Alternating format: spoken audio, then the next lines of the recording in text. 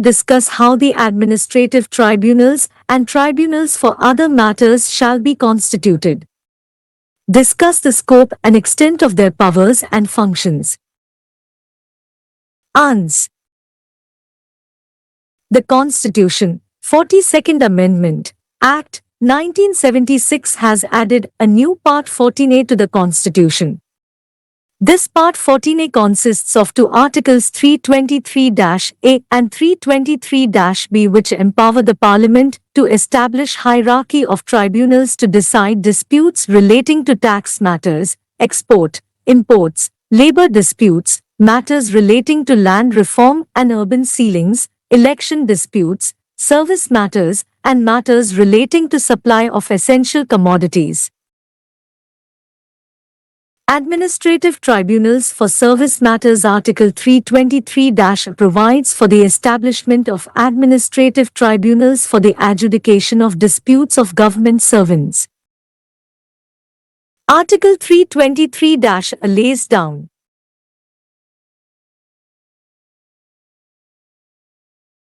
1. Parliament may, by law, provide for the adjudication or trial by administrative tribunals of disputes and complaints with respect to recruitment and conditions of service of persons appointed to public services and post in connection with the affairs of the Union or of any state or of any local or other authority within the territory of India or under the control of the Government of India or any corporation owned or controlled by the government. 2. A law made under Clause 1 may make provisions for a separate administrative tribunal for the Union and each state or for two or more states. B. Of the jurisdiction, powers, including the power to punish for contempt, and authority which may be exercised by each of said tribunals. C. Of the procedure, including provisions as to limitation and rules of evidence to be followed by the said tribunals. D. Excluding the jurisdiction of all courts, except the jurisdiction of the Supreme Court under Article 136, with respect to the disputes or complaints referred to in Clause 1. E. The transfer of all cases to tribunals which were pending in any court or authority before the establishment of such tribunals. F. Repeal or amend any order made by the President. Consequential provision, including provisions as to fees, as Parliament may deem necessary for the effective functioning of and for the speedy disposal of cases by and the enforcement of the orders of such tribunals. 3. The provisions of this article shall have effect notwithstanding anything in any other provision of this Constitution or any other law for the time being in force. Tribunals for other matters Article 323-B Article 323-B empowers Parliament and the state legislature to establish tribunals for the adjudications of any disputes, complaints or offences with respect to all or any of the matters specified in Clause 2 of this article. The matters referred to in Clause 2 are the following, namely: A. Levy, assessment, collection and enforcement of any tax. B. Foreign exchange and export. C. Industrial and labor disputes.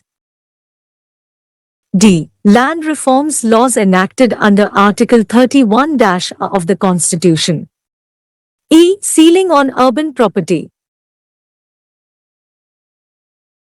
F. Election disputes of members of Parliament or the state legislatures, but excluding the matters referred to in Articles 329 and 329-A. These articles have taken away the jurisdiction of the courts to decide election disputes of the Prime Minister and Speaker of the Lok Sabha. G. Production, procurement, supply and distribution of foodstuffs and essential goods, and control of prices of such goods. H. Rent, its regulation and control, and tenancy issues including the rights, title and interests of landlords and tenants. I. Offences against laws with respect to any of the matters specified in subclauses A to H and fees in respect of any of those matters. J. Matters incidental to any of the matters specified in the above subclauses. Such a law will define the jurisdiction and powers of such tribunals and will lay down procedure to be followed by the said tribunals.